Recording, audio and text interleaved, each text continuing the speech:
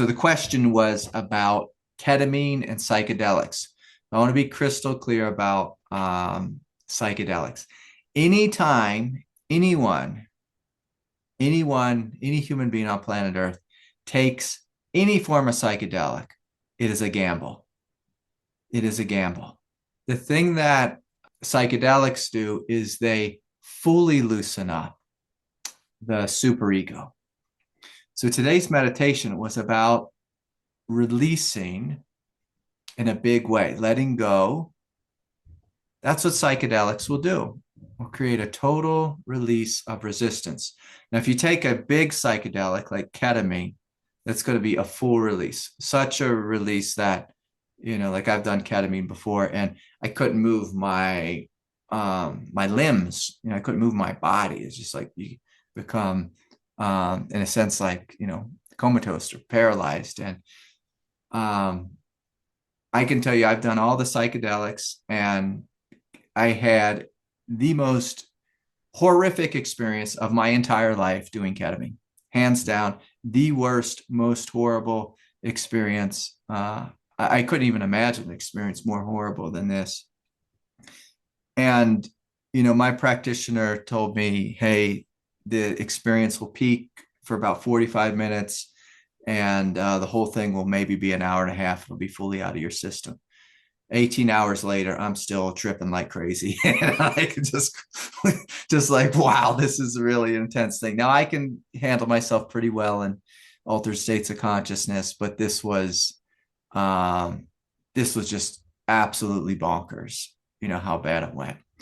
I've had people come to me with chronic pain who've done ketamine and who've sweared by it and said it was hands down the thing that healed them and fixed them. And they say it's the best thing, since sliced bread.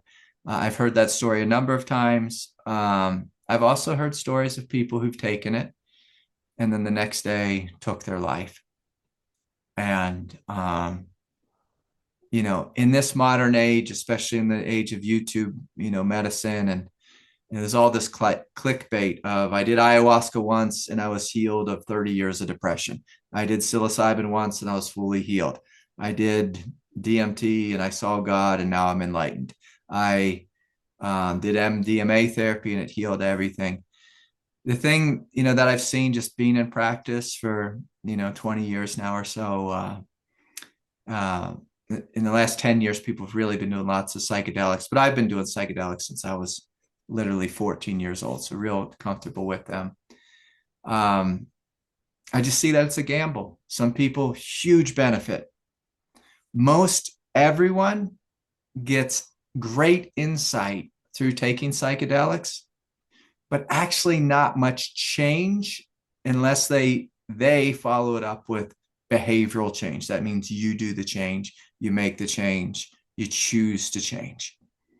Yeah. But psychedelics are great for providing insight. They're great for providing big experiences of letting go of, let's say, big chunks of karma all at once.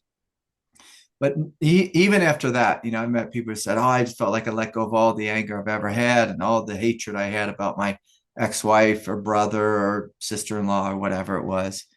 But then if I meet with them, in therapy 6 months later, they might talk about their ex-wife or their brother-in-law or, their cousin Elroy who, stole from them when they were 12 or whatever. Like that thing might come up again. And so there is no magic pill. There's just not. There's just not. I've personally benefited greatly from psychedelics, and I found that they have given a quick shift in perspective and great insight. But if there's going to be long-term healing, I'm just going to, say, well, long-term healing comes. I mean, this, like just with, it's like I'm not going to lift weights once and then ripped. It's like, I got to lift them, 3 or 4 times a week, if I want to be big and strong. Right. And I think of course, the same is true in the world of psychology.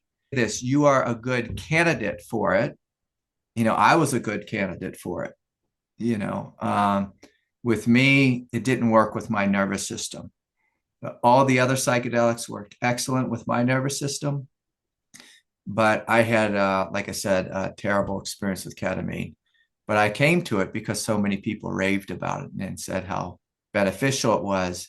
And after I started working with more and more people, I saw, just like anything, it's a mixed bag.